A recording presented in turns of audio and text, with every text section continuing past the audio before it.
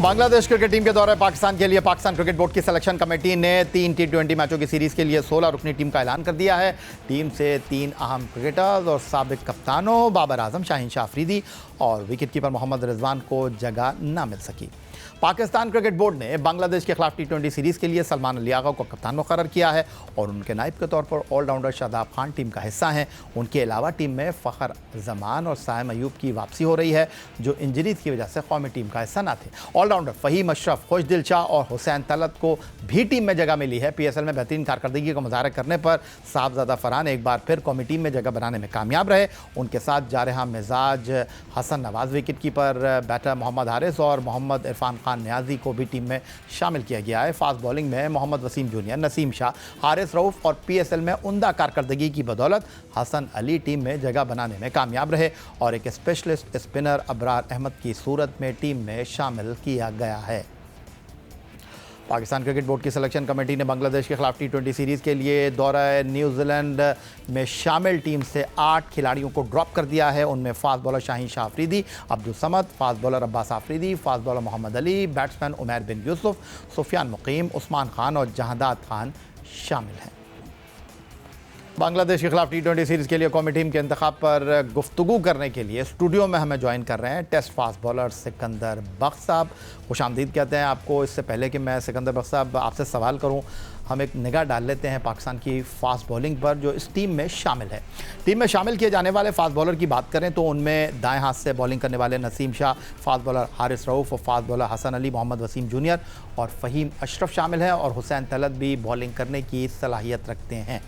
तो सिकंदर बख्श साहब, पाकिस्तान की सिलेक्शन कमेटी ने टीम का ऐलान तो किया, PSL की कारकर्दगी पर वो आपके सामने है। 2023 के सीज़न में भी Abbas Afridi top wicket taker रहे थे, लेकिन उनकी जगह एहसानुल्लाह को टीम में जगह मिल गई थी। लेकिन अब्बास आफरीदी को मौका मिला, उन्होंने ख़ुद को बैनुल अक़वामी सतह पर मनवाया।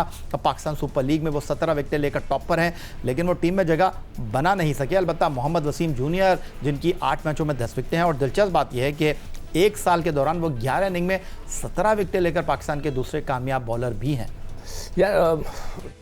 मैं भी I feel sorry for Abbas Afridi को होना चाहिए था। और उसमें मैं देख रहा था कि 8 लड़के ऐसे जिन्होंने कम बैक किया है, जो पहले खेलते रहे हैं पाकिस्तान की तरफ से। ये एक बहुत बड़ी एक चीज़ है, इंटरेस्टिंग चीज़ है कि हसन अली हो गए, वसीम हो गए, फ़हीम, खुशदिल, तलत, हुसैन तलत और शादाब, ये लोग सब वापस आ रहे हैं। हम नए लड़के नहीं ला पा रहे। ये एक बहुत बड़ा क्वेश्चन मार्क है कि इन 5, 6, 7 सालों के अंदर क्या हमने कोई लड़के नहीं बनाए नए, या हम बनाने का मौका ही नहीं दिया। मैं ये देख रहा था कि पूरे PSL में नए बच्चों को तो मौका ही नहीं दिया गया। जो बच्चे खेल भी रहे थे वो अपनी पोजीशंस पे नहीं खेल रहे थे। हैदर अली कहीं 10 पे खेल रहा था, कोई लड़का किसी और नंबर पे खेल रहा है। अच्छी बात नहीं है। हमने अपने यंगस्टर्स को मौका नहीं दिया। सब ने अपने अपने हिसाब से क्रिकेट खेली और इसके वजह से अब ये हुआ है कि हमें कॉल बैक करनी पड़ रहा है कि हमें हुसैन तलत को दोबारा कॉल कर लिए, फ़हीम अशरफ को दोबारा, खुशदिल फिर दोबारा टीम में आ गए हैं, शादाब दोबारा आ गए और हसन अली दोबारा आ गए। हसन अली ने बॉलिंग बहुत अच्छी की है बगैर किसी शक है। तो मेरे हिसाब से अब्बास अफरीदी को होना चाहिए था। अगर आप ख़राब बॉलिंग की बात करते हैं तो मेरे ख्याल से हारिस ने भी इतनी मज़ेदार गेंदें नहीं की हैं। उस दिन हमने प्रोग्राम में बताया भी था कि उनके जो आखिरी एक ओवर में उन्होंने 20-22 रन दिए।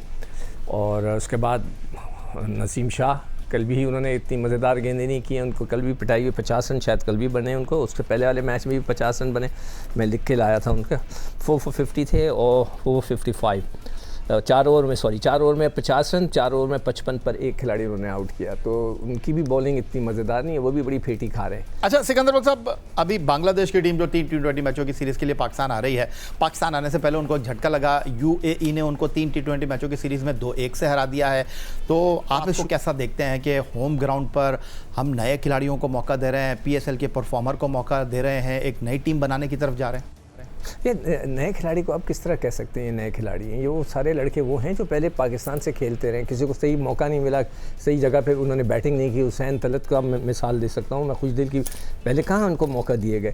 उसी में आसिफ अली भी आते हैं जिनको कभी मौका, इफ्तिखार अहमद भी आते हैं उसके अंदर। ये सारे वो लड़के हैं, हैदर अली है, कि जिनको जो सारे पाकिस्तान टीम में थे कभी उनको मौका ही नहीं मिला। इसकी बेसिक वजह ये थी कि जो टॉप के प्लेयर होते थे सारे ओवर कंज्यूम कर लेते थे। और कभी भी, मैं हमेशा आपके प्रोग्राम में याद है बैठ के क्या कहता था कि कभी किसी वक्त बाबर साहब आप भी बाहर बैठ जाओ, कभी रिजवान साहब आप नीचे अपना नंबर कर लो, इन बच्चों को ऊपर जाने तो मैं इसी तनाजुर में बात करूँ ना कि आपने बाबर, शाहीन, रिजवान को बाहर बैठाया, अब जो आए हैं उनको प्रॉपर मौका मिल सकेगा। मिलना चाहिए, मतलब है कि उनको उनके स्पॉट्स के ऊपर मौका मिलना चाहिए, उनके कौन जो भी पोजीशन है उस पर वो खेलें। फ़ायदा नहीं है ना कि एक लड़का अगर 4 नंबर पे खेलता रहा है सारे सीज़न और उसका वो नंबर है, आप उसको फिर 6 पे भेजें, 7 पे भेजें, जब उसकी बैटिंग आने लगे तो अब तो शादाब साहब खुद वाइस कैप्टन बन गए हैं, वो पैड बांध के अंदर चले जाएंगे, फिर शाहीन बैटिंग करने चले जाते थे। तो ये चीज़ें नहीं होनी चाहिए ना।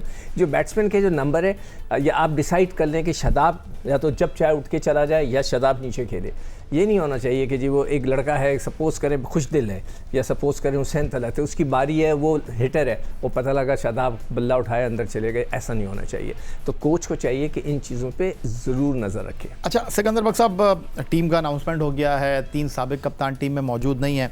अब जो गुफ्तगू हो रही है, कहीं ना कहीं हमारी सिलेक्शन कमेटी अगर मैं कहूँ छक्का मार देती है, तो उन्होंने हारिस के साथ विकेट कीपर के लिए सेकंड नाम जो है वो साहबजादा फरहान का रखा है। साहबजादा फरहान के पास हनीफ मोहम्मद कैप है, पीएसएल के टॉप स्कोरर हैं, बहुत अच्छा खेल रहे हैं, डोमेस्टिक क्रिकेट में रन्स के अंबार उन्होंने लगा रखे हैं। लेकिन जो सवालात उठ रहे हैं वो वजह हैं, आपने उनको एज ए विकेट कीपर रखा है, इस्लामाबाद के लिए 11 मैच खेले हैं, किसी मैच में उन्होंने विकेट कीपिंग नहीं की, वो विकेट कीपिंग करने में दिलचस्पी ही नहीं रखते।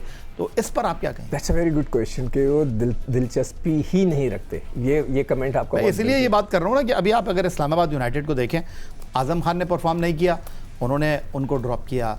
अब जो लास्ट मैच था वहाँ पर उन्होंने गाजी गौरी को, जो कराची का उभरता हुआ खिलाड़ी है, उसको मौका दिया।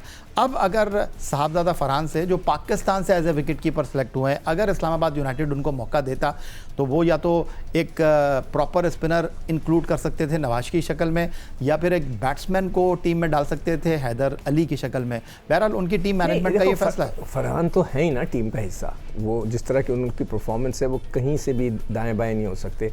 वो तो मेरे हिसाब से प्लेइंग 11 का हिस्सा नहीं, लेकिन अगर वो विकेट कीपिंग करते हैं एक ऑप्शन पड़ जाता है। नहीं, अगर मेरा जो ख्याल पड़ रहा है वो ऐसा स्पेयर में उनको रखा है कि चलो जी अब एक विकेट कीपर रखते हैं। अगर सपोज करें वो उस्मान को भी रख लेते, अगर उस्मान वहाँ पर होता तो फिर एक और जगह ब्लॉक हो जाती। तो उन्होंने उस्मान को नहीं लिया, उन्होंने कहा कि जी हो सकता है हारिस मेरे ख्याल से वो सारे मैचेस खेलेगा, और इन केस अगर ज़रूरत पड़ गई, इन केस अल्लाह ना करे कभी किसी को कंकशन वाला का कोई इशू आए, तो फिर फरहान टेम्प्रेरी तौर पे कर सकता है। देखिए ये होम सीरीज़ है, होम सीरीज़ के अंदर यू कैन टेक चांसेस कि जी आप एक विकेट कीपर रखें, किसी को भी किसी वक्त भी घर से बुलाया जा सकता है।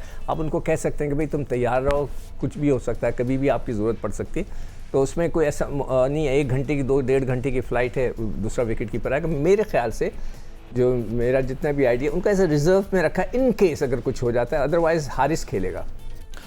सिकंदर बख्श साहब, शाहीन शाह अफरीदी को टीम से ड्रॉप किया गया, वो पाकिस्तान सुपर लीग में टीम मुंतखब हुई तो उस वक्त तक 10 मैचों में 11 विकेटें अपने नाम कर चुके थे।